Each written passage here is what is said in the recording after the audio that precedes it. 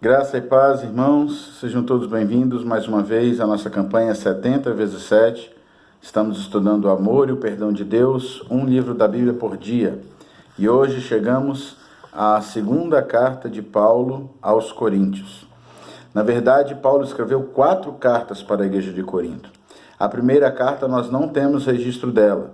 Foi a chamada carta anterior, que Paulo menciona em 1 Coríntios. Era uma carta provavelmente com algumas orientações, com alguns ensinos que ele, preocupado com o andamento da igreja, envia. Mas ele recebe uma carta-resposta da igreja, em 1 Coríntios, ele está respondendo a essa carta, porque na carta-resposta da igreja tinham muitas dúvidas, muitas questões, e Paulo, não podendo ir diretamente à igreja, ele manda sua carta de 1 Coríntios.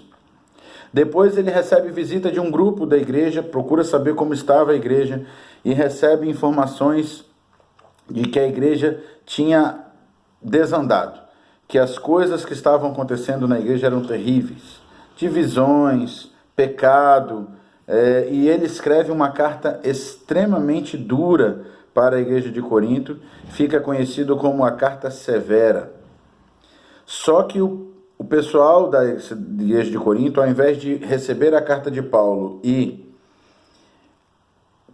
mudar o seu jeito e repensar as suas ações, eles acusam Paulo de ser frouxo quando estava presencialmente e ser duro de longe.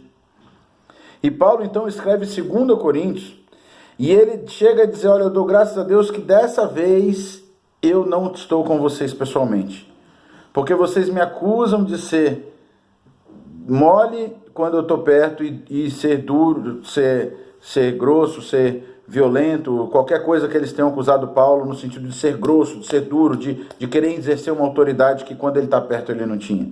E ele diz: então, se eu for para perto e usar minha autoridade, eu vou usar. E ele escreve a segunda carta de Paulo, então, para primeiro tratar da questão da sua integridade apostólica, que ele, como apóstolo de Cristo, ele tinha sim autoridade sobre a igreja. E não somente isso, ele chega a dizer para a igreja de Corinto: foi eu que gerei vocês. Eu não recebi carta de ninguém sobre vocês, não. Vocês são fruto direto do meu trabalho. Vocês precisam ouvir as minhas palavras. Então, chama muita atenção que as cartas de Paulo aos Coríntios são uma das cartas mais duras que ele escreve. A carta de Gálatas talvez se iguale, ou seja até mais dura no começo, com os Gálatas, mas a carta de 2 Coríntios é uma carta de defesa. Paulo escreve essa segunda carta para defender a sua integridade, a sua autoridade como apóstolo de Cristo. Essa carta provavelmente ele escreveu no ano 56 depois de Cristo. Ele estava de passagem pela Macedônia. E ele diz: eu pretendo ir ter com vocês, mas eu não consegui. Só que ainda bem que eu não consegui ir ter com vocês, porque senão eu ia mostrar para vocês que eu posso ser duro de perto também. Então o esboço dessa carta, primeiro ele trabalha a sua integridade apostólica até o capítulo 7. Depois ele deixa para lá esse assunto e começa a tratar com os irmãos sobre a oferta que ele queria levar para os irmãos da Judéia. Ele queria juntar uma oferta e ele começa a dar algumas orientações e ele chega a dizer: olha, cada um contribua segundo propôs no seu coração, não por tristeza e muito menos por necessidade. Eu vou dar para Deus me abençoar. Não, Deus ama a quem dá com alegria. E depois Paulo vai trabalhar algo que ele foi acusado também pela igreja de Corinto, porque eles haviam sido visitados por judaizantes, por pessoas que traziam cartas dos sacerdotes, por pessoas que se diziam enviados por alguém importante, e Paulo não apresentava nada. Então ele diz para Corinto: vocês são minha carta viva, vocês são a minha carta escrita. E ele apresenta as suas credenciais, porque ele foi acusado assim: Deus é bom, e se Deus ama Paulo, ele vai dar coisas boas para Paulo. Mas o que Paulo tinha recebido até então? Apedrejamento, perseguição, naufrágio, surra, foi dado como morto. E Paulo então começa a dizer: eu vou te mostrar as minhas credenciais do apostolado. E ele narra exatamente isso: os apedrejamentos, as surras, as prisões, os cárceres, as algemas que ele recebeu, as vezes que ele foi atacado. E ele diz: isso é minha credencial de apóstolo, eu vou me gloriar nisso, na minha fraqueza. Porque quando eu começo a me gloriar na minha força, eu percebo que Deus mandou um espinho, que a gente não sabe o que é. Ele diz, um mensageiro de Satanás. Nós não sabemos se era o sentimento de culpa, pela época que Paulo havia perseguido, talvez até matado cristãos, não sei. A gente não sabe se era algum problema físico ou espiritual. O fato é que Paulo diz que por 3 vezes ele pediu a Deus para ser liberto e Deus disse não. Então, nós estamos tratando do amor e o perdão de Deus, e que fique muito claro, o amor de Deus não é um amor que só diz sim. Deus também diz não.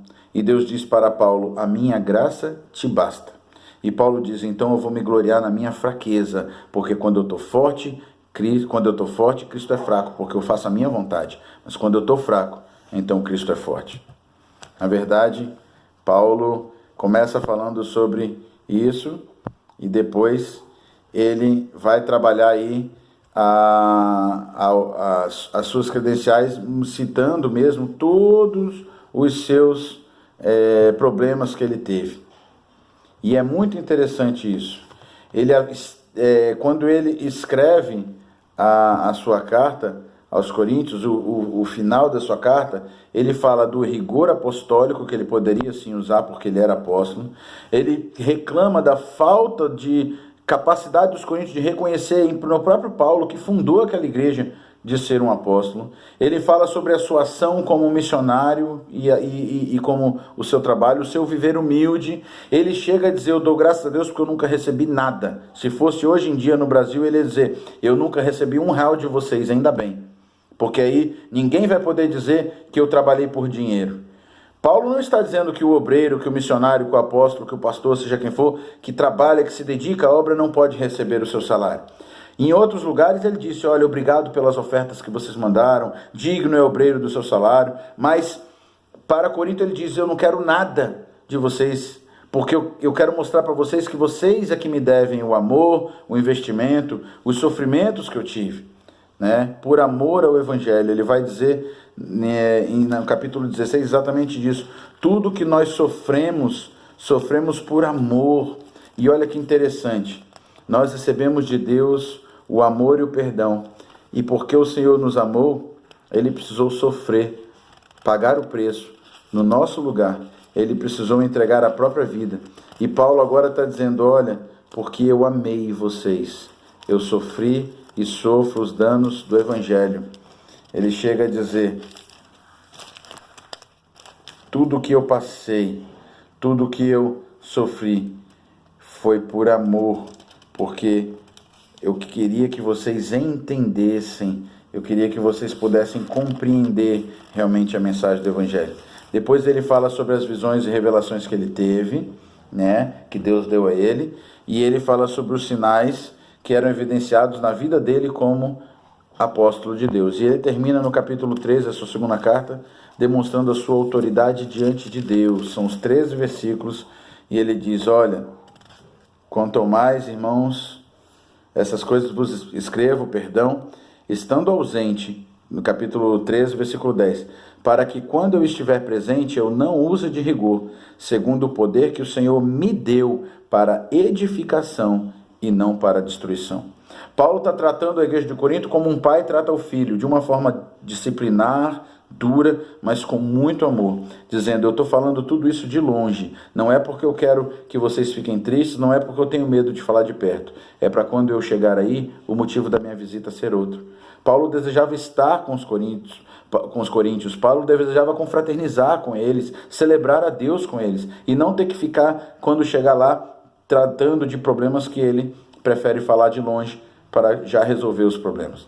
E ele diz, quanto ao mais, estejam felizes, regozijai-vos, sejam perfeitos, sede consolados, tenham o mesmo parecer, chega de divisões na igreja, chega de brigas, vivei em paz, e o Deus de amor e de paz será convosco. Saudai uns aos outros com ósculo santo, ou seja, com beijos, com abraços, todos os santos vos saúdam. E ele termina a carta aos Coríntios declamando uma bênção maravilhosa, diz, a graça do Senhor Jesus Cristo, o amor de Deus e a comunhão do Espírito Santo sejam com todos vós. Amém. Que é o que nós chamamos hoje de bênção apostólica. Desejando a graça de Jesus, o amor de Deus e a comunhão do Espírito Santo sobre a vida da igreja de Corinto. Isso é amor, isso é perdão. Mas mais do que isso, eu gostaria de mostrar para você o que causa tudo isso. Nós estamos aqui pregando sobre o amor e o perdão de Deus, porque Paulo vai dizer em 2 Coríntios capítulo 5, verso 14, o amor de Cristo nos constrange. Ele diz, porque o amor de Cristo nos constrange, julgando nós assim, se um morreu por todos, logo todos morreram, e ele morreu por todos, para que os que vivam, não vivam mais para si, mas vivam para aquele que por eles morreu e ressuscitou. Então ele está dizendo, Jesus pagou o preço, eu não preciso agora andar caído, eu não preciso andar agora preocupado, eu não preciso andar mais condenado, ele morreu por todos, então todos morreram, e agora eu devo viver para ele. Se ele já morreu por mim, eu preciso viver para ele. O amor de Cristo me constrange. É muito interessante essa palavra. Em Atos, Paulo usa uma palavra parecida. Ele diz, agora constrangido em meu espírito, eu vou para Jerusalém, não sabendo ali o que me acontecerá. E a palavra naquele local ali é dedêmenos, que é uma palavra dita assim, o amor de Cristo me constrange, o amor de Cristo me arrasta, como se fosse um escravo preso pelos pulsos que é puxado. E Paulo aqui agora está dizendo, o amor de Cristo nos constrange, ou seja, o amor de Cristo ele me deixa numa situação que ele me obriga a responder, porque é um amor que realmente toma conta de toda a nossa vida, toma conta de todo o nosso ser, e é o mais maravilhoso que nós podemos ter. Quando nós entendermos realmente o amor de Deus, o amor de Cristo demonstrado, derramado naquela cruz, por mim e por você, você se sentirá constrangido de tão amado que você foi. E ele diz, olha, se alguém está em Cristo, a partir do verso 17, é nova criatura, as coisas velhas já passaram, tudo se fez novo. Você não precisa mais olhar para trás e dizer, mas Senhor, eu já errei tanto, eu já falhei tanto, eu já pedi tanto ao Senhor e toda vez eu caio. Ou então você olha e fala, Deus não tem condição de me perdoar, porque eu fiz isso, porque eu fiz aquilo, porque eu fiz aquilo outro, porque eu não presto, porque eu sou assim, porque eu sou assado. Paulo está dizendo, se alguém está em Cristo, ele é nova criatura. O Senhor fez um novo você, o Senhor fez um novo eu. Eu não teria condição de estar aqui pregando para você. Eu não sou bom o suficiente para isso. Eu não sou santo o suficiente para isso, no sentido que você pensa de santinho ou santarrão. Nós somos santos porque somos separados, retirados para Deus, para a obra de Deus. Esse santo é um santo de zelo, de dedicação, é um santo como os instrumentos no templo, que não poderiam ser usados para mais nada, eles eram exclusivos para a obra de Deus. Nós somos santos nesse sentido. E ele diz, você é nova criatura, as coisas velhas já passaram, deixe para trás o seu passado, larga, tira de cima de você todo o peso, todo o pecado, é o que o autor de Hebreus vai dizer, se desembaraça de tudo isso, porque Deus fez de você uma nova criatura em Cristo Jesus. E tudo isso provém de Deus, versículo 18, que nos reconciliou consigo mesmo por Cristo Jesus e nos deu o ministério da reconciliação. Sabe o que Deus quer de você? Ele quer que você saiba que você já fez as pazes com Deus em Cristo Jesus. Nós éramos filhos da ira, filhos da desobediência, inimigos de Deus. Mas Ele nos deu vida estando nós mortos em nossos delitos e pecados. Ele morreu para que nós tivéssemos vida. O versículo 21 desse mesmo capítulo 5 diz, aquele que não conheceu o pecado, Ele, o Pai, o fez pecado por nós, para que nele fôssemos feitos justiça de Deus. Você agora é convidado a ser nova criatura, justiça de Deus, luz, sal, ou seja, aquilo que faz a diferença onde você está. Paulo diz, isso tudo vem de Deus, que Ele nos reconciliou consigo mesmo através de Jesus e nos entregou o ministério da reconciliação. A sua missão é, entregue a sua vida a Jesus, confia nele, deixa Ele dirigir os seus passos, deixa Ele dirigir a sua vida. Como Paulo diz, eu vou me gloriar no Senhor, eu vivo não mais eu, mas Cristo vai viver em mim. Eu agora vivo na fé, eu agora sigo a Jesus, eu agora deixo que Ele comande, é Ele. Eu sou constrangido em amor, porque o amor de Cristo me constrange a obedecê-lo, me constrange a aceitá-lo, me constrange a louvá-lo, me constrange a adorá-lo, me constrange a viver uma vida digna daquilo que eu já recebi. Ele não colocou condições, olha, eu vou salvar você se você a partir daqui agora me obedecer. Não, ele já te deu a salvação, ele te coloca ela disponível, é pela fé, nós somos justificados pela fé. E então Jesus diz, agora vem. E toma o ministério da reconciliação e vai levar para outras pessoas a mesma mensagem que está chegando até você.